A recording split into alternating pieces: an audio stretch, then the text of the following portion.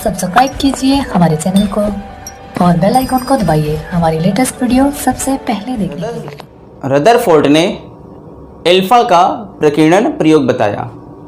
उन्होंने उसमें बताया कि बीच में नाभिक होता है और जब हम उस पर एल्फा कणों की बमबारी कराते हैं तो कुछ किरणें सीधी निकल जाती हैं, कुछ नाभिक से टकराने के बाद अपनी 90 अंश पे वापस चली जाती और कुछ किरणें ऐसे बेंड हो जाती। फिर इन्होंने बताया कि रदरफोर्ड का परमाणु मॉडल, रदरफोर्ड्स एटॉमिक मॉडल इन्होंने बताया और इसमें कहा कि रदरफोर्ड ने अपने एल्फा कणों के प्रकीर्णन प्रयोग की व्याख्या नाभिकीय सिद्धांत के आधार पर की। इन्होंने जो परमाणु मॉडल प्रस्तुत किया, इन्होंने नाभिकीय सिद्धांत के आधार पर इसकी व्याख्या की। तो पहला पॉइंट है परमाणु अति सूक्ष्म,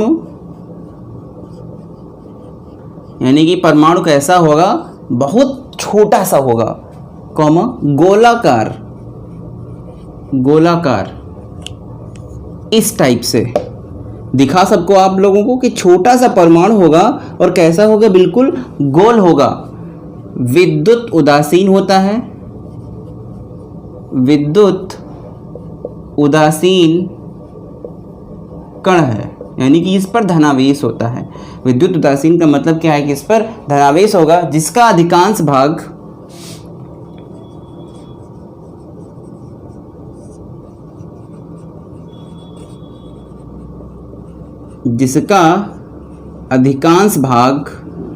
खोखला होता है।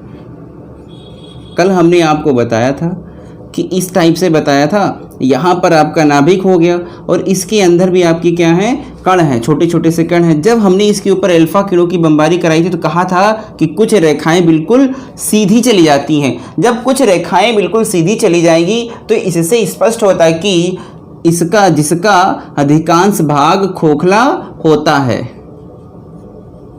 हम कह सकते हैं कि इसके अंदर अधिकांश भाग क्या है, खोखले होते हैं। दूसरा पॉइंट है प्रत्येक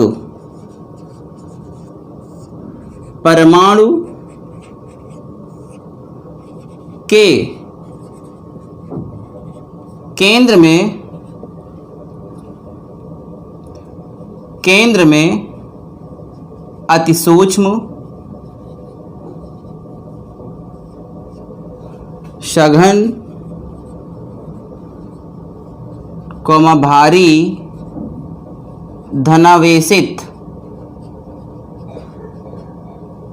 केंद्र स्थित होता है। प्रत्येक परमाणु के केंद्र में अति सूक्ष्म, यानी कि ये हमारा हो गया धनावेश पार्ट हो गया, परमाणु हो गया, इसके अंदर बहुत छोटा सा यानी कि अति सूक्ष्म, ये सघन भारी धनावेशित केंद्र, यानी कि ये जो छोटा सा पॉइंट है ये क्या होगा, बहुत सघन और भारी होता है, जिसे नाभिक कहते हैं। उस छोटे से पार्ट को क्या कहेंगे, नाभिक कहते हैं, जिसे नाभिक कहते हैं। अगला पॉइंट है परमाणु का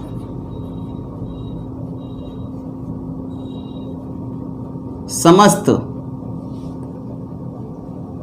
धनावेश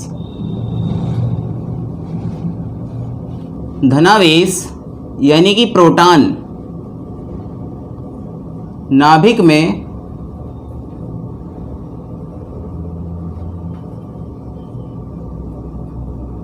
स्थित होता है।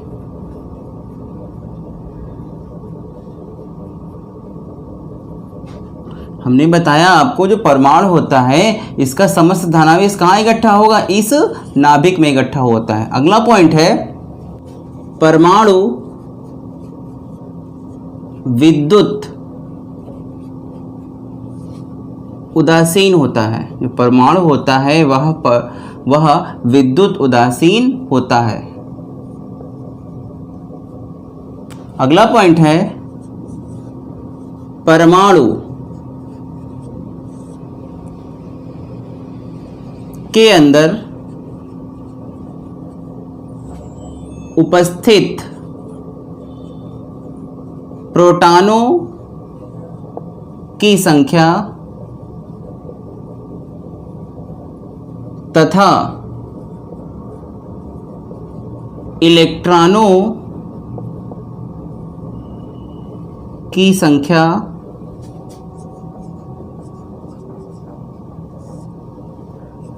एक दूसरे के बराबर होती है।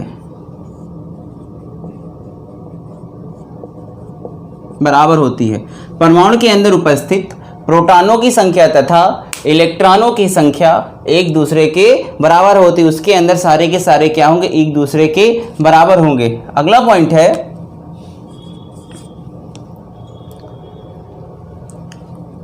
जिस प्रकार सूर्य के चारों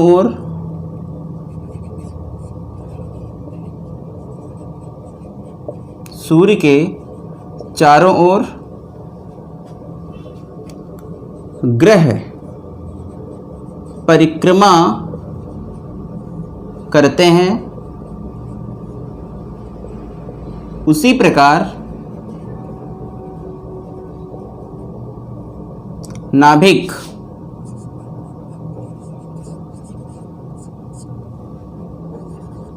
के चारों ओर इलेक्ट्रॉन घूमते रहते हैं।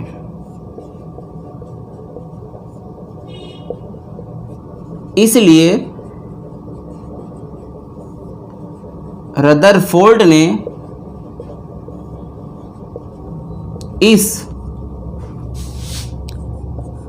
परमाणु मॉडल को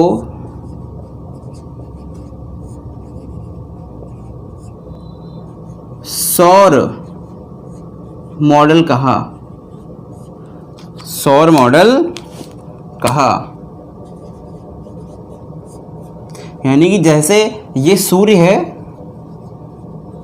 और सूर्य के चारों ओर ऐसे गोले गोले में क्या करते हैं? ग्रह जो होते हैं परिक्रमा करते हैं। ठीक उसी प्रकार जो आपका नाभिक है, इस नाभिक के चारों ओर इलेक्ट्रॉन ऐसे वृत्तीय कक्षा में इस टाइप से गोल गोल गोल गोल क्या करते हैं? घुमा करते हैं। और ये आपका क्या हो गया? इलेक्ट्रॉन ऐसे गोल गोल वृत्तीय कक्षा में क्या होते हैं? घुमा करते हैं। इसीलिए रदरफोर्ड ने इसको सौर मॉडल भी कहा।